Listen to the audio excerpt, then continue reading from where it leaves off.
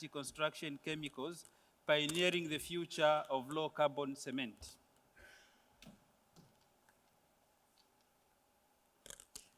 Good afternoon, everyone. So let me give you a warm thank you to the session, for attending to this session, and also for the committee members for organizing this beautiful event. So my goal today, this afternoon, is to get you excited over the next 20 minutes by presenting you our new range of cement additives and concrete admixtures.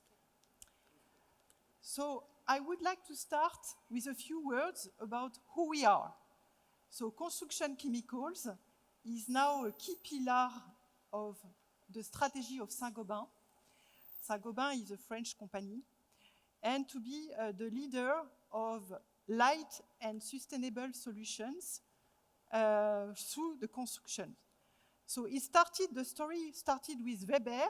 Weber, that is a global leader in facade, tarring, roofing, flooring, waterproofing, and masonry cement, so mortars for wall, concrete works, sealants, so a leading company in mortars.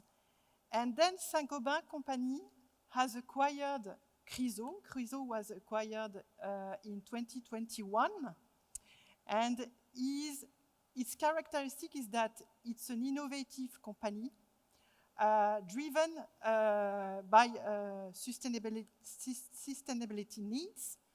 And then Saint-Gobain company acquired GCP, a global leader in cement additives, also in waterproofing solutions in many countries, and also pioneering in new digital solutions such as Matrix, to master the strengths of concrete on job sites, and also with Verify, that is a new technology to control the slump when the concrete is delivered on site. And then Fosroc, so most likely a leading company in let's say in growing markets such as India or Middle East, well implemented in those countries, but also with a comprehensive portfolio in terms of sustainability and also specific to specialty building materials. So let's talk about cement additives. So cement additive is what? Is a product, so a shiny, brownish product that is added during the cement production, just on the bell conveyor, just before the clinker that is entering into the mill. And typically, the role of grinding aids is to activate the cements, is to enhance the strength, also is to improve the grinding efficiency. For specific cases, it also a good help to enhance the cement properties for the transportation of the cement. So in a nutshell, we could enhance the clinker factor reduction. We could offset some strength loss when it comes to use alternative fuel at the main burner or whatever, when it comes to activate the clinker. Also, it enhances to reduce the blane. With the strength increase, you can reduce the blane, so you can also get more throughput, so you can decrease your specific energy cost at the grinding stage. So there are a lot of interest. But what is the most important thing is that considering the cement players that are putting a lot of efforts reaching a good clinker quality, and also with a lot of investments. So our goal is to reveal the full potential of hydraulicity of the clinker and also of the SCMs. So that's our goal. A few words about where we are. So the global footprint is that we are relying on 50 laboratories through the world. So you have the position of the lab, and you have the 80 plants we are counting on, and we are spending 3% of our sales dedicated to R&D. So we have 2 upstream labs that are dedicated to research, so upstream research, one in Boston, close to Boston, and one in Sermaize, close to Paris. So we have core competencies there to develop core formulations, core polymers, and also knowledge in terms of activation. So this is where we are, and then, as I said before, we used to say that we split our technologies into 3 families. The first one is the grinding aids. Of course, is to improve the grinding efficiency. So what does it mean? To get faster the finest particle out of the mill, to avoid this kind of, coating on the balls, etc., and to improve the grinding efficiency at all, and also to increase the strength when it comes to activate the cements. So the second pillar is to look at how we can activate, reduce the clinker factor. So significantly, we are reaching out like 8 to 10% of clinker reduction. So this is where we are today, increasing the strength. So you have the main core of our range today that is dedicated to activation. The third piece is specialty additives like chromium 6 reducer, and also at some extent, let's say masonry performance, how to get masonry cements with air on trainer, and also how to improve the cement properties, as I discussed before, in terms of transportation. So how to avoid dust when it comes to increase the finest particles inside the mill, how to reduce the dust, or how to facilitate the transportation of the powder. So we have like the core solutions that we are discussing today is our EnviroAd range, so the new range dedicated to, again, reduce further the clinker factor and also enhance the workability on cement sites and on concrete sites. So when it comes to use calcined clay, how to enhance the slump retention, how to increase or how to facilitate the market acceptance of those cements according to the disadvantages, I would say, when it comes to properties of calcined clay. So we have the first range that is EnviroAd EL, so superior strength enhancer. So we are boosting early and late strengths. The second range is superior low dosage. So when you are looking at using some additives to reduce clinker factor with low dosage, we are talking about EnviroAd LD. And then you have the third families under this new core EnviroAd range, that is EnviroAd WR, how to improve the workability from cement to concrete for low CO2 binders. And then you have the last one that I described before. This is how to optimize the flow properties of the cement to facilitate, to avoid too many dust and to facilitate the cohesion of the powder. So when it comes to talk about calcined clay have different properties. So they have their own characteristics. They have their own, let's say, properties.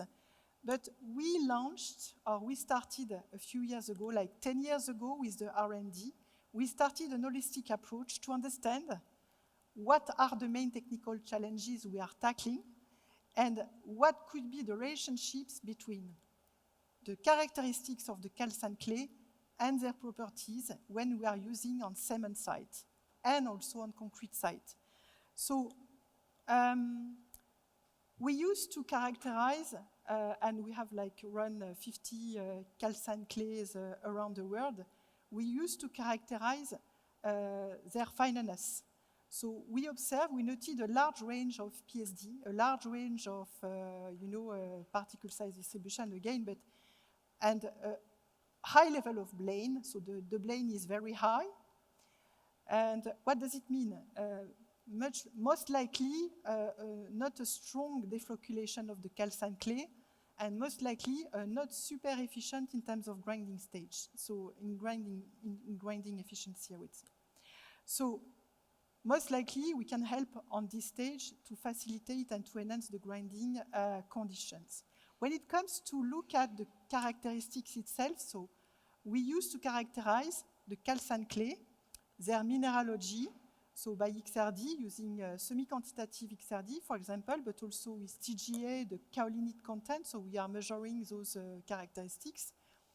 And what is interesting is to understand what is the relationship or how to link their characteristics in terms of mineralogy with what?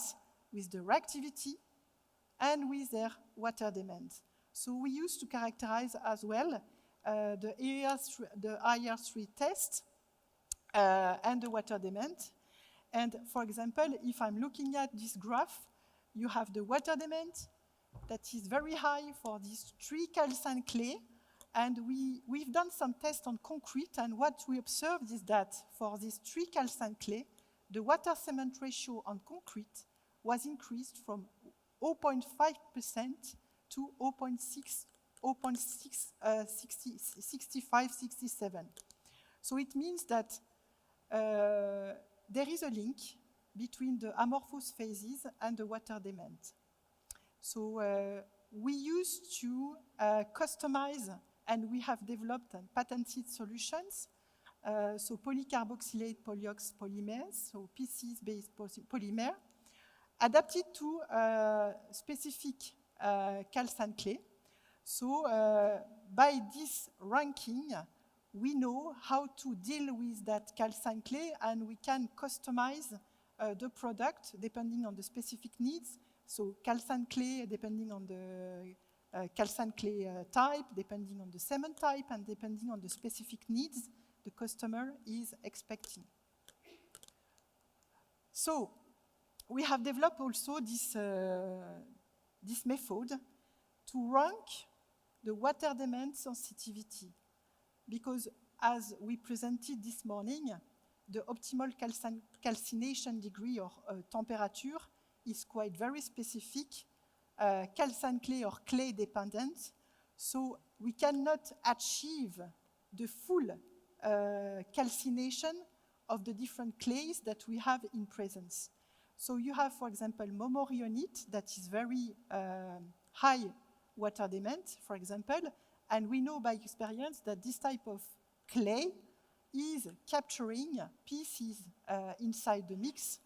So then we can estimate the degree of nocivity of this calcined clay inside the mix with this polymer. So it's a patent pending polymer, and you have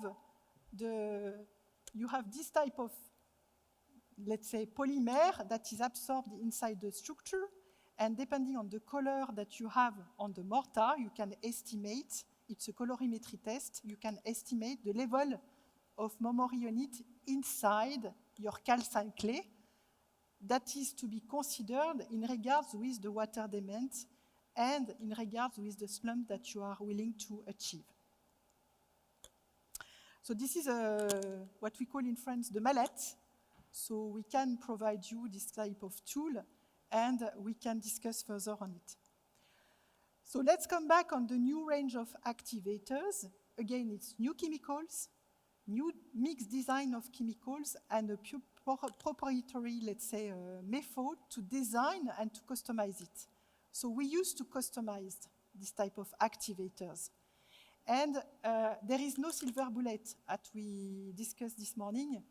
The simple is that we are looking at the chemistry of the clinker and of the SEMs, and we can customize the activation piece, the activator system that should lead to the best activation of the cement.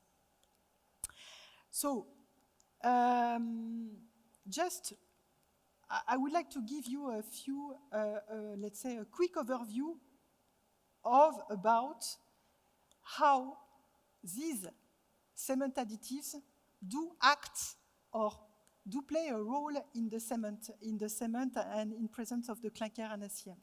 So you have on the left-hand side, so it's a literature data, you can discover it, but it's well known.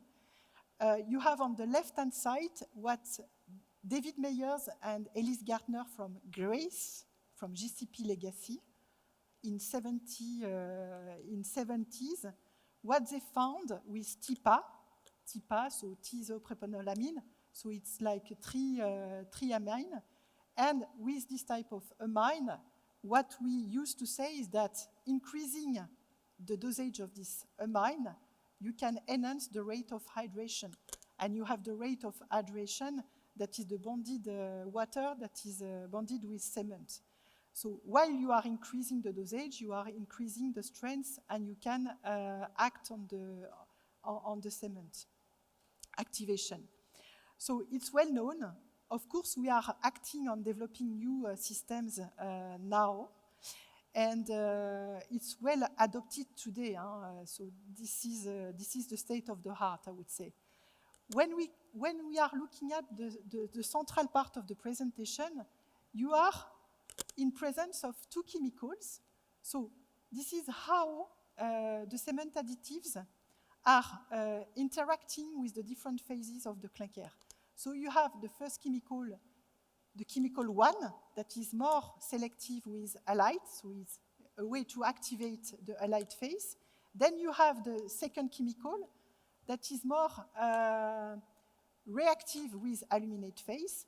And we have another one that is the mix of the two.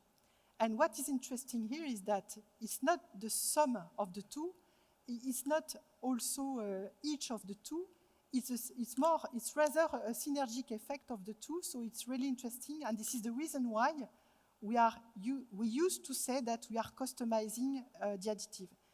And in the last part of the graph, on the right-hand side, you have the morphology of this part of clinker with this cement, playing with this different amine in presence of defoaming agent to see how is the microstructure and how we can enhance the development of the structure in the pore. So let's start with a few case studies. So the first one is in Europe.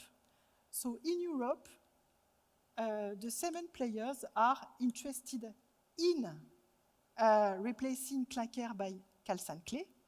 Calcined clay or a mix of calcined clay plus other SCMs like limestone or whatever. Unreactive or reactive SCMs. And we need to keep the same strength while replacing the clinker by SCMs.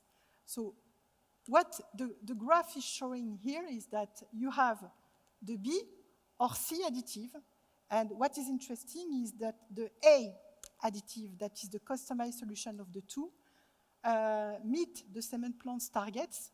So we are able, in this case, to reach plus 5 MPa at 1 day and plus 8 MPa at 28 days.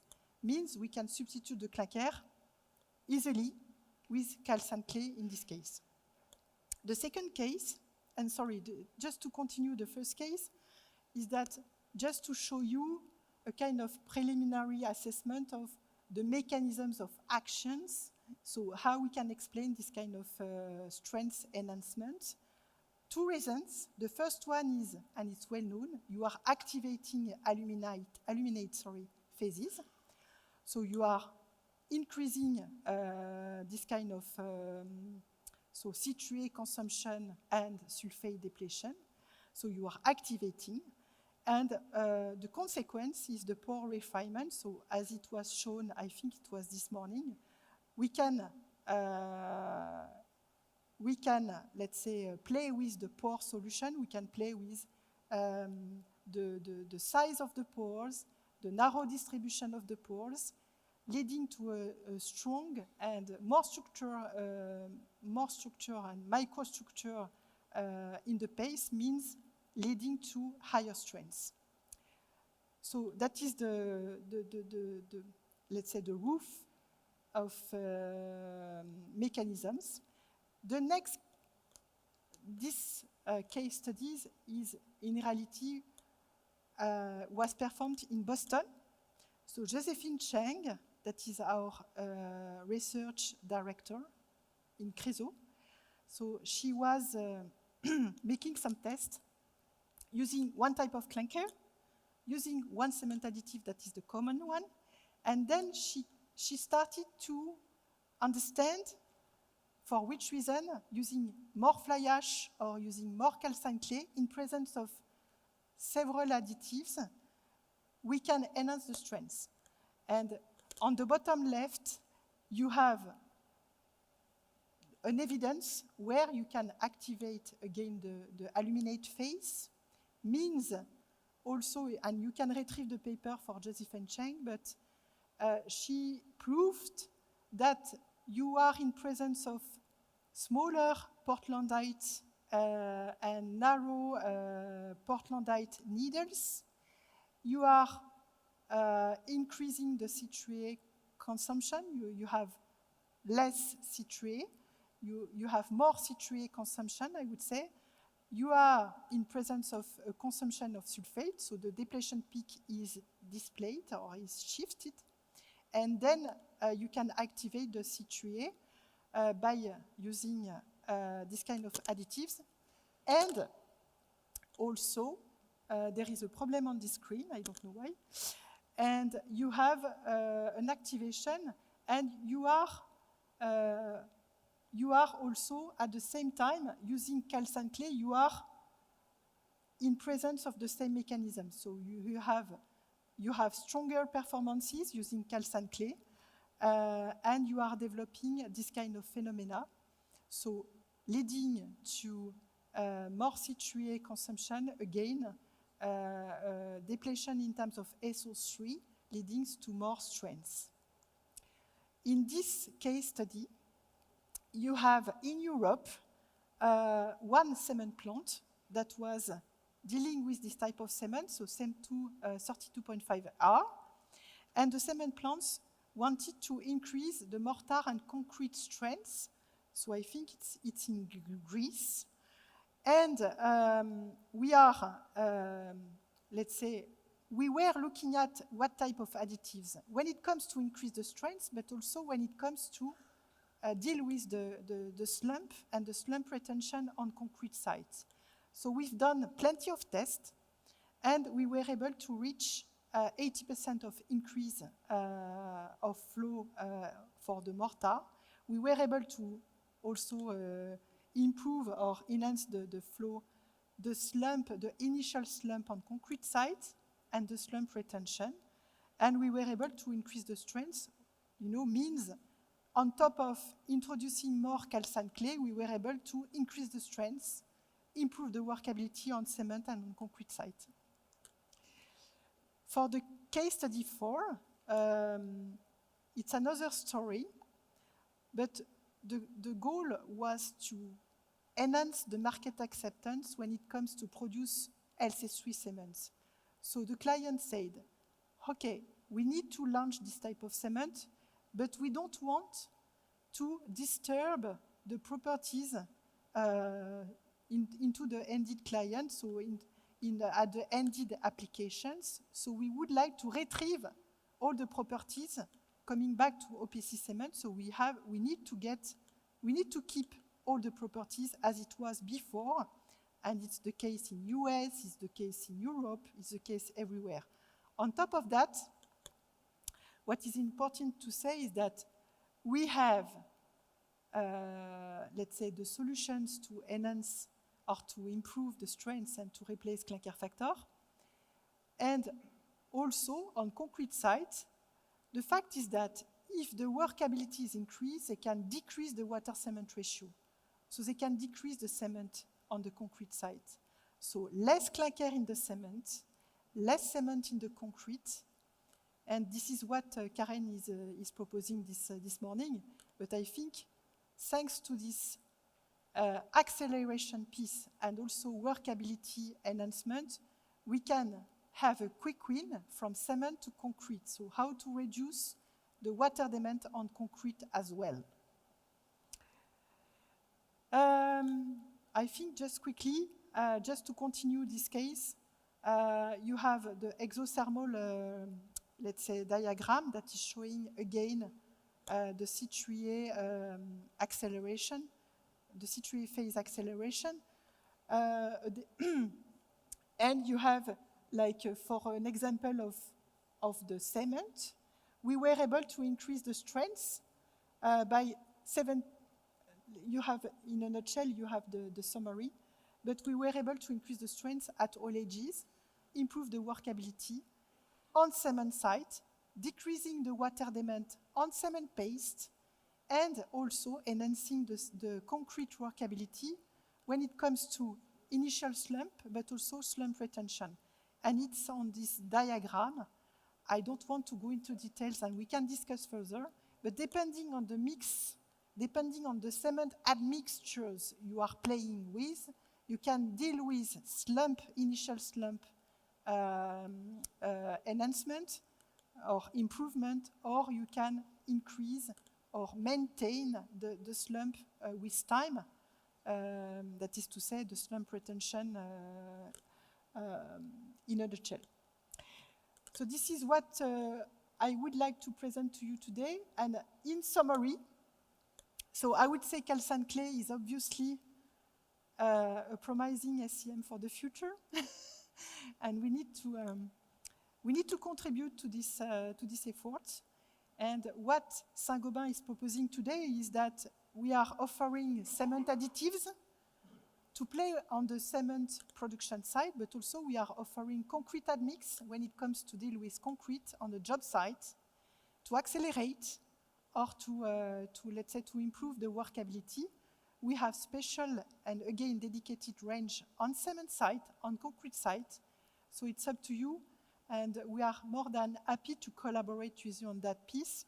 And I would like to thank you very much for your attention.